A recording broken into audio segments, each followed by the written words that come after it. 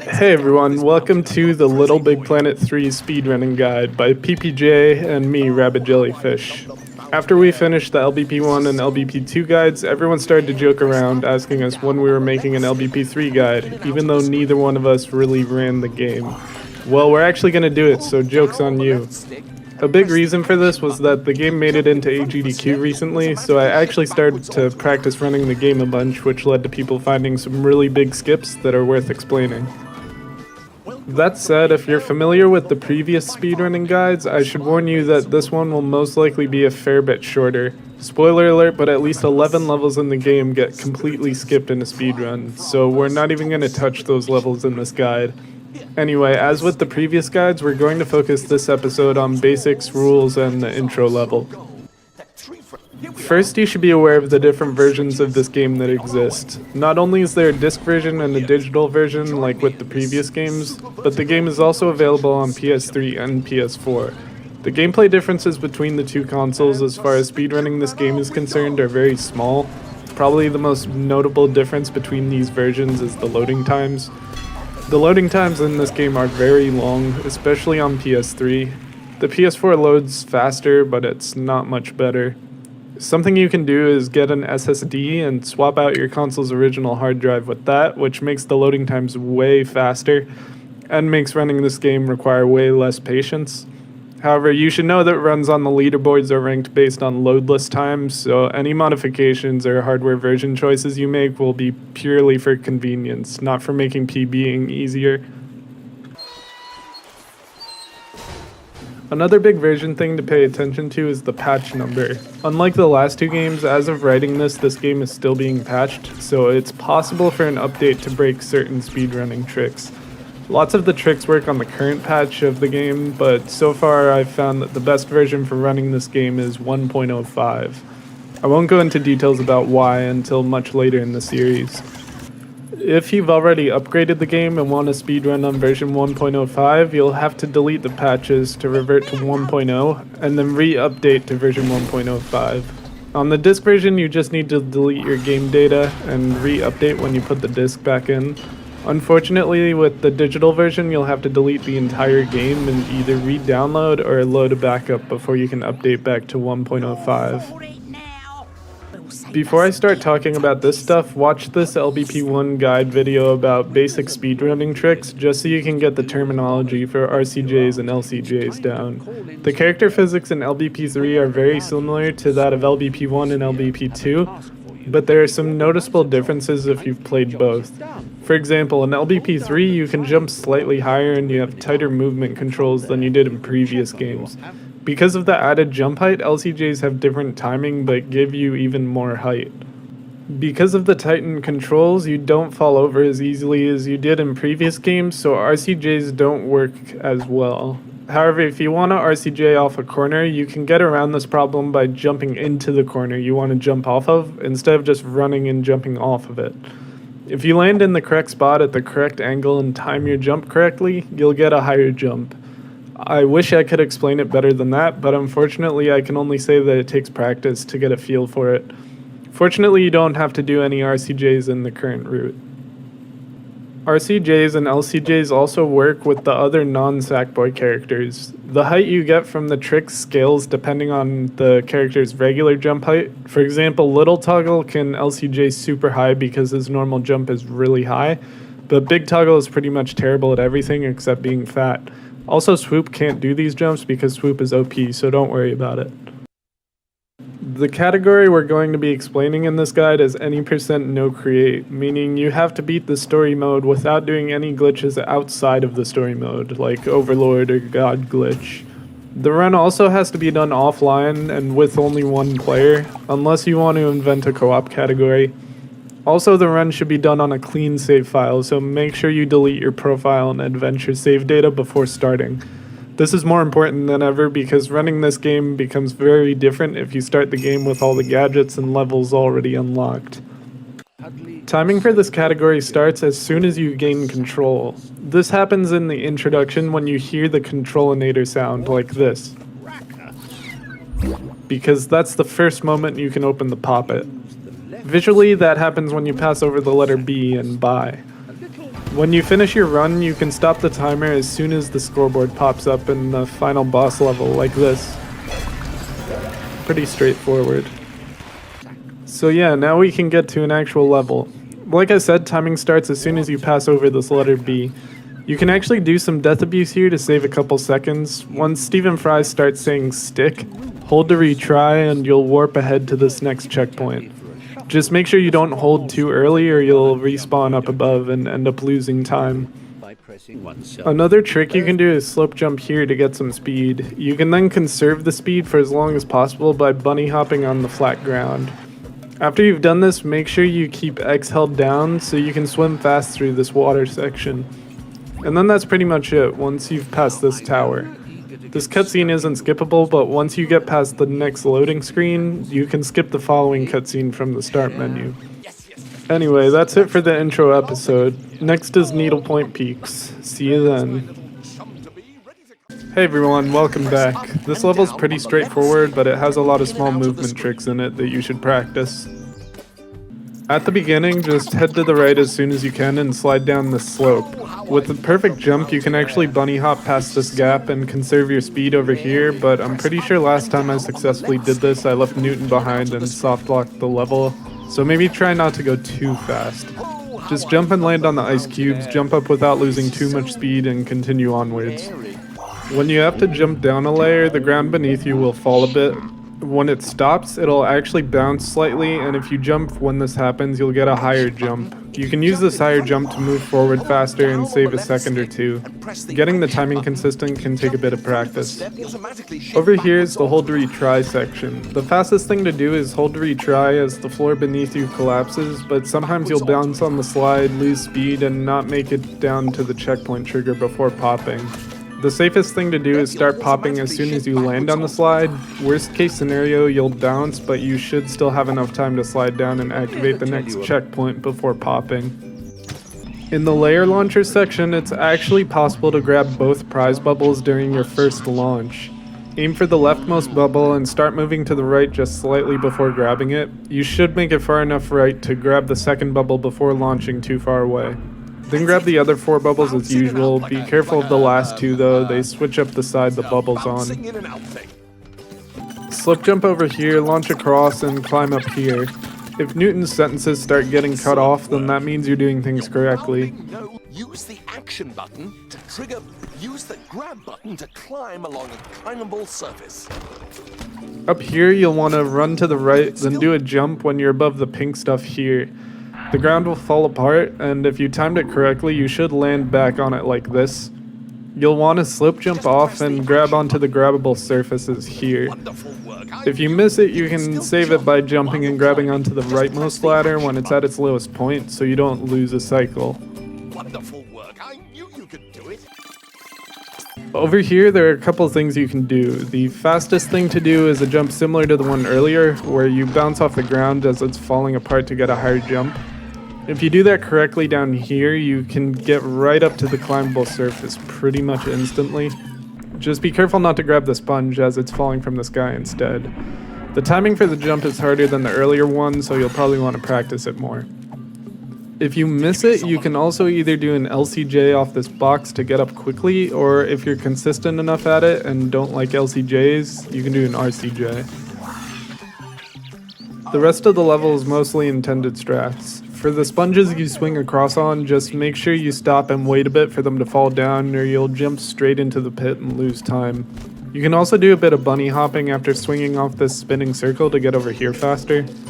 And finally, you'll want to bounce to the back layer here and stand as far to the right as possible so you can trigger the end level cutscene as soon as possible.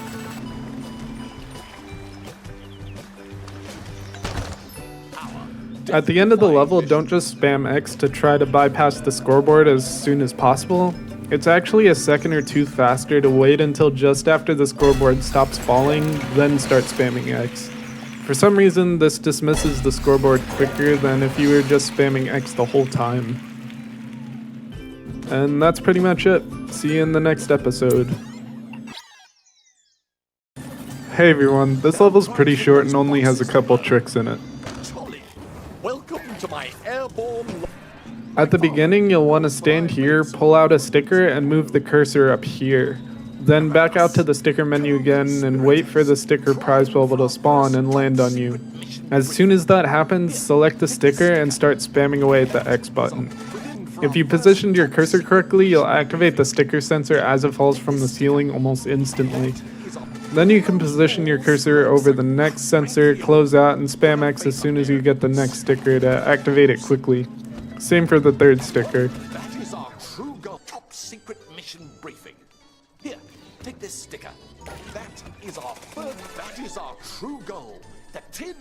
Next, you'll fall down here and get the Pumpinator.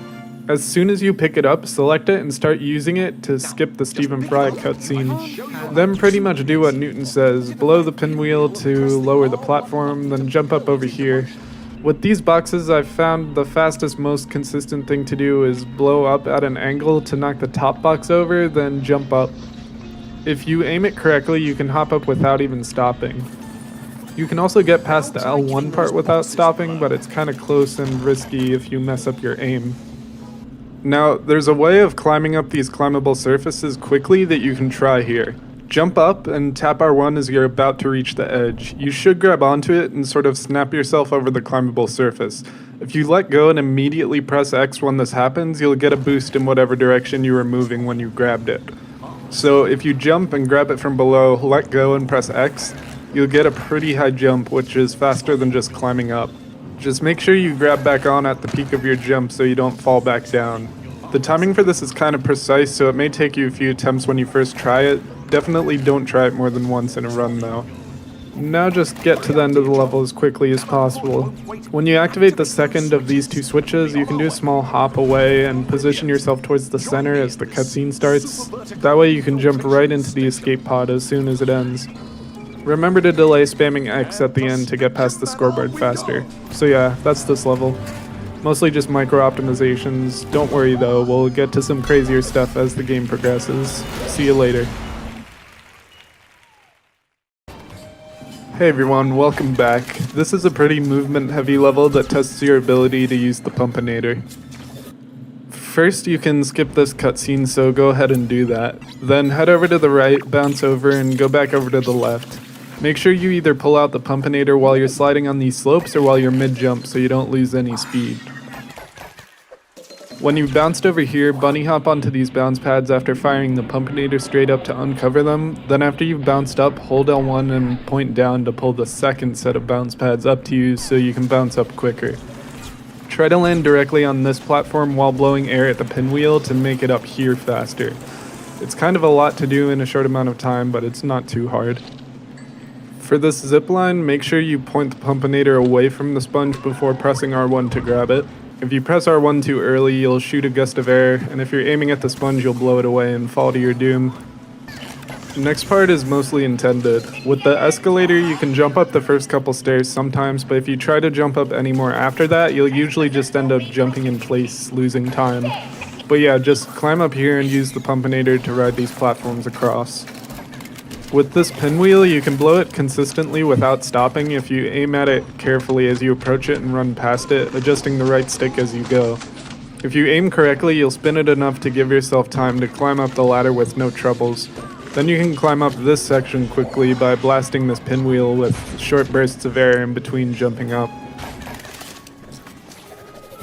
There's a small skip you can do here. As you approach this platform, hold L1 to pull it towards you, then switch to R1 to keep it pressed against the metal piece as you run past it until you get to the bounce pad.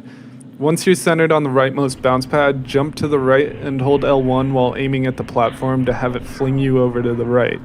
You can then bunny hop to conserve your speed while blowing air to push this block over. Once again, here you can jump up the first couple steps on the elevator to save a bit of time before falling down the pit. As you're escaping the pit, use the fast climbing trick we talked about in the last video to get out quickly. When you're out of the pit, press R1 when you reach this platform to bounce up. Finally, jump up this escalator, avoid the exploding cats, and wait it out on this last elevator. The easiest thing to do here is just stand over to the left and hold R1 while pointing straight up. Should get rid of the cats no problem. That's it. See you next time. Hey everyone, welcome to the first boss fight. There aren't too many strats to go over in this level. Past some intended stuff, there are a couple micro optimizations you can make before getting to the boss. After the slide, run all the way to the right and jump before the boss's hand comes down onto the platform to land down here safely. Then slope jump over to the right and again jump to the right just as the boss destroys the room. Then the fight begins.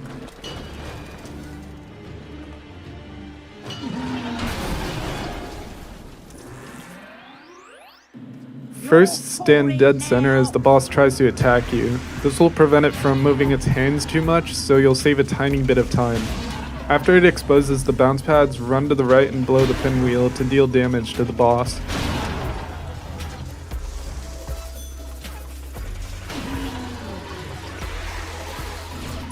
As the fireballs come out, fire up at about a 30-degree angle from the ground to blow them off the platform. You want to redirect the fireballs to land between the pinwheels and the bounce pads so they disintegrate as fast as possible. As soon as the fireballs are gone, you'll go to the next phase. Again, avoid the boss's attack. This time, blow the pinwheel to the left before the boss slides its hand across. Then after that, once again, deal with the fireballs. There are more this time.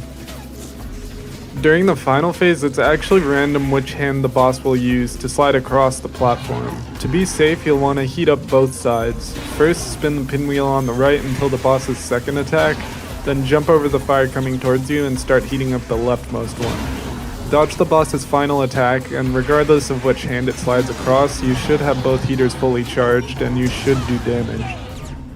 And that's it. Next is the part where the run gets crazy. See you next time. Hey everyone, in this video you're gonna learn how to skip almost the entirety of Manglewood. After fighting the boss and skipping this cutscene, you'll get sent back to the pod. After zooming in on the Manglewood adventure, spam X to enter Manglewood as fast as you can. There's a long cutscene here, so you can kinda just mess around. Just be sure to hold triangle to open the Organizatron and press square on the quest that pops up, otherwise you won't progress after the cutscene ends.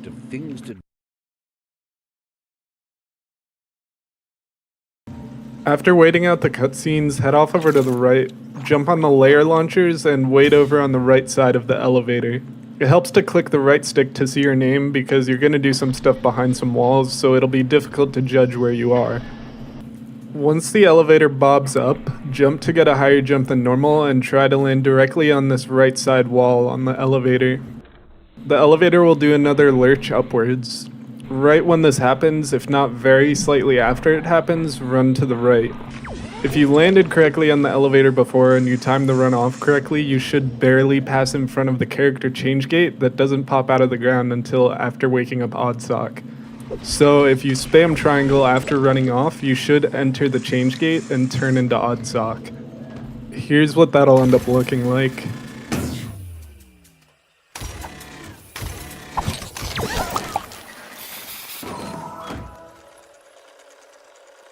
Now, the trigger for starting the Marlin Random introduction cutscene also barely overlaps with the character change gate.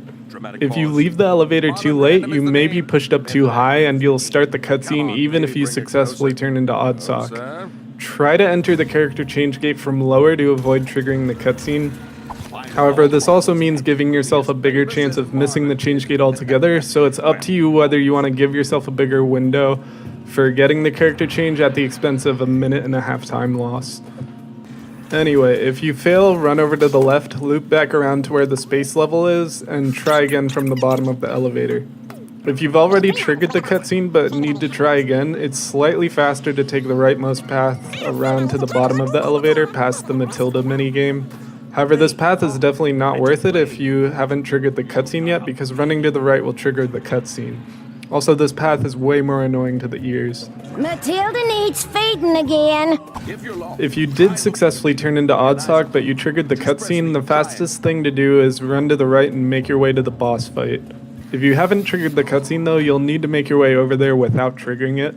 To do this, wall jump up the left side here, bounce on these layer launchers, then hop across here.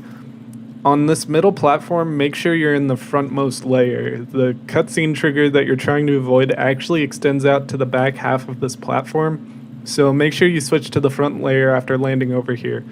But yeah, once across, just continue heading to the right until you've made it to the boss fight. Skip a cutscene and you're there. So yeah, this skips 4 full levels and saves over 15 minutes, more or less, depending on whether or not you get the cutscene skip.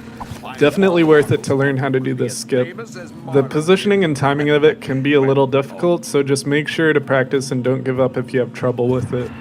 Again, we're not making videos on the skipped levels for now, so up next we'll be talking about the Manglewood boss fight. See you then.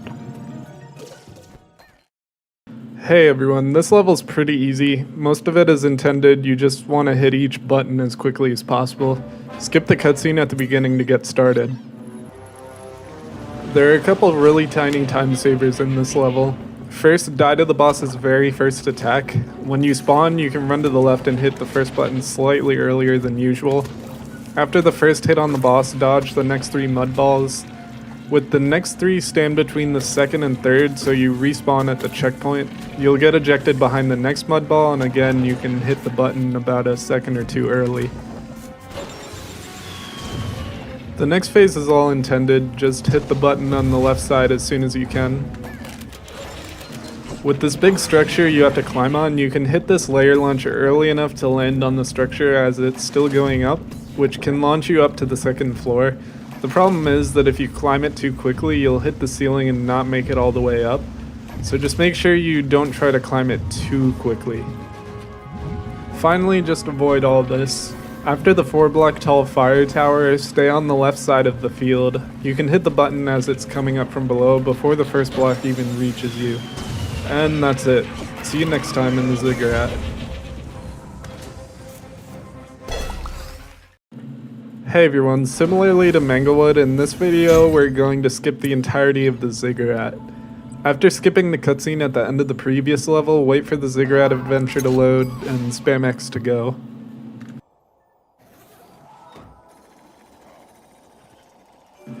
Jump off this thing and head to the left. Right here you can do a cutscene skip which saves like 2 minutes. Fair warning though, you don't want to do this cutscene skip if you actually plan on ever collecting the marbles, because this cutscene is what activates the quests for them, and you'll soft lock the game if you beat a level without activating those quests first. Anyway, to do the skip, just pop yourself as soon as you enter this room. The checkpoint up here activates and you'll warp up here without talking to Paper Mache. Next thing you'll want to do is get the hook hat. So go up this pipe, enter Go Loco, and grab the hook hat when you can. Then immediately quit to the pod and re-enter the Ziggurat. What happens next is called Cigarette Skip because I was originally calling it Ziggurat, but everyone thought I was saying cigarette, so that kind of stuck. Anyway, when you re-enter the hub, go back up to where the Go Loco entrance is and equip the hook hat on the way up.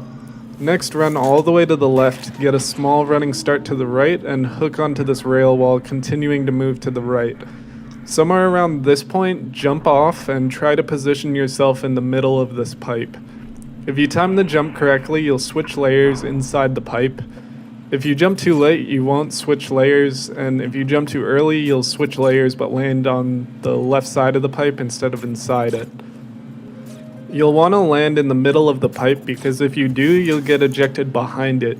If you hold right when this happens, you'll end up landing in the elevator that takes you to the boss level, which you're only really supposed to be able to access as toggle.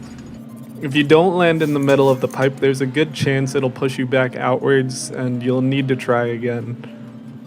That's pretty much it. Again, this skips almost 4 full levels other than needing to collect the hook hat. Remember that a running start really helps for getting this skip consistently. Anyway, see you next time. Hey everyone, believe it or not, this level kinda gets skipped as well. First thing you'll want to do after skipping the cutscene is change to little toggle and start running to the left.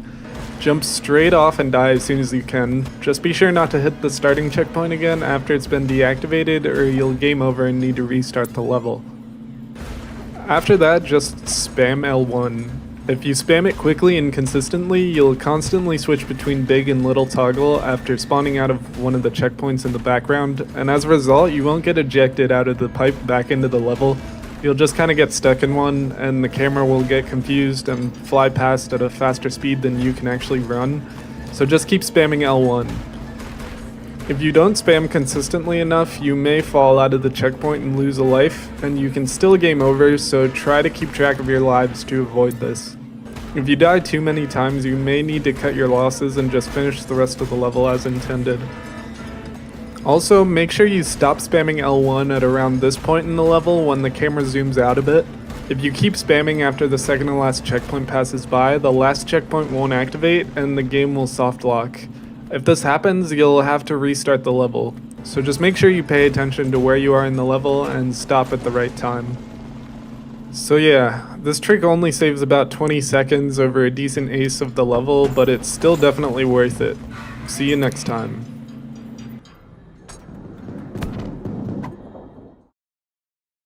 Hey everyone, this is finally the point where I can explain why I run on version 1.05 of the game instead of the latest patch. As usual, skip the cutscene at the end of the toggle boss and enter Bunkum Lagoon as soon as you can.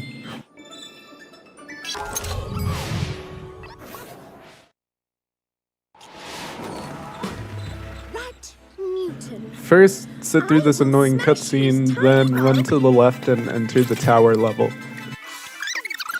Once inside, head to the right and grab the boost boots when possible. Once you get them, quit to the pod and go back to the Bunkum Lagoon hub. So, depending on the version of the game you're running on, there are a couple ways to skip straight into Newton's Lair. On version 1.05, there's a glitch with the boost boots where you can recharge them in midair by unequipping and re-equipping them quickly, and using this you can pretty much fly wherever you want. It's good to practice the motion slowly on the ground first until you can get it into your muscle memory, then throw in the actual boosts in the air.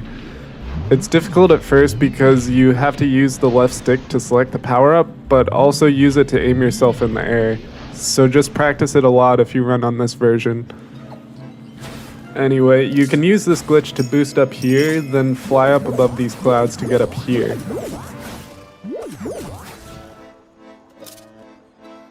On later versions of the game, the boost boots glitch was patched, so you'll need to take an alternative route. Head over this way until you've climbed up here. Then you'll want to jump to the left, land on this little wooden beam, and then boost up to the left close to the ceiling. There's a little bit of space where there's no collision, so you can escape relatively easily. There are a few other ways of doing this, but they've either been patched or are much more difficult, so we're not going to mention them here. Anyway, regardless of what version you're running on, once you're up here, you'll want to stand on the very edge of this platform, then move back 5 layers.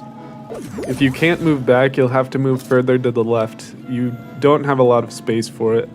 Once you're back here, run and jump to the left, then try to boost over to the leveling to Newton's hideout.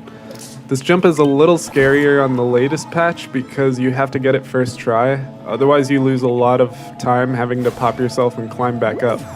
But on version 1.05, you can just use the boost boots glitch to get extra boosts to fly back if you miss the jump.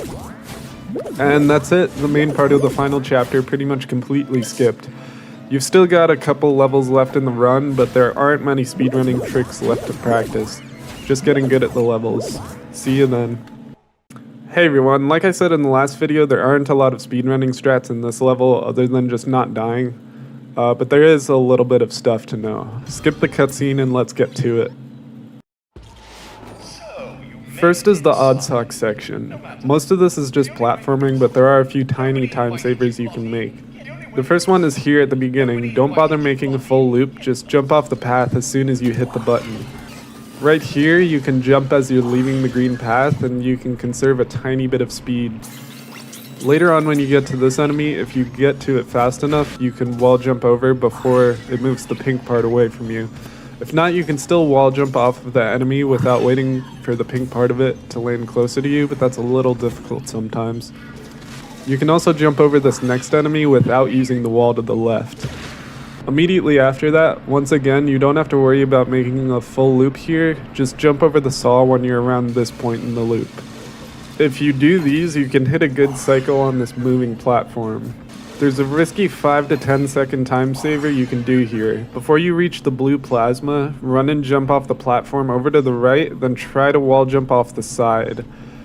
Carefully air control yourself as you're falling to dodge the plasma, and you can land on the side of the next platform and wall jump off to safety.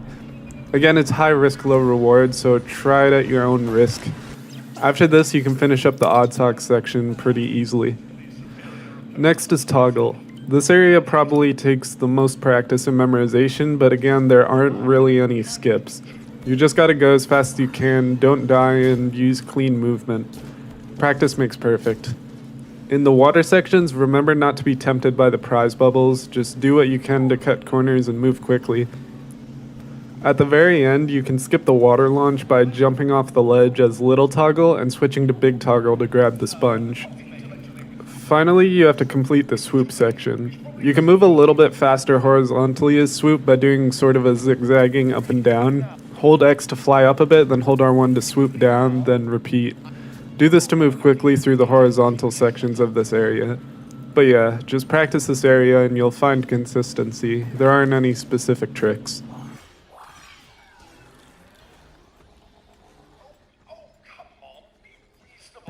And that's it. One level to go until the end of the run. See you then.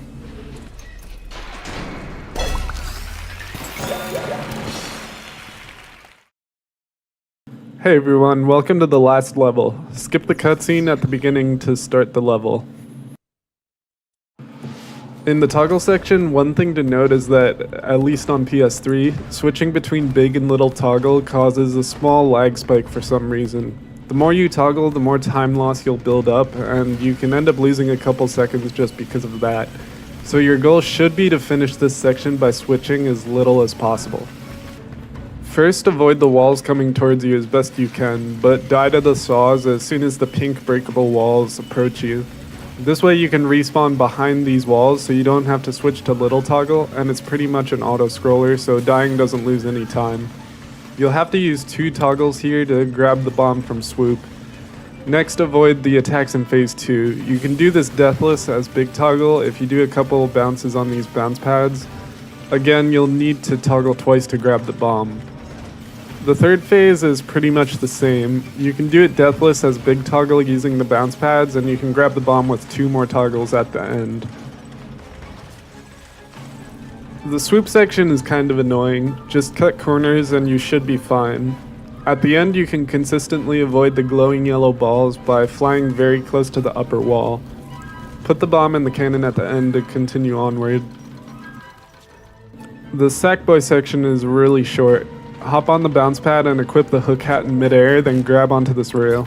If you do a low jump underneath the spikes ahead, you can bounce on the layer launchers without waiting, but you may want to play it safe and wait an extra cycle just to be sure. Up ahead, conserve your speed as best you can to destroy the bomb the moment it gets into this area using the leftmost hammer. You can also use the boost boots to get to Newton slightly faster if you're good at switching power-ups.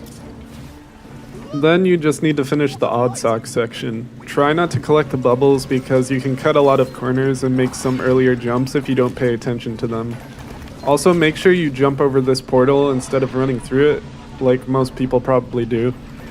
After the last few jumps, the run ends as soon as the scoreboard pops up like this.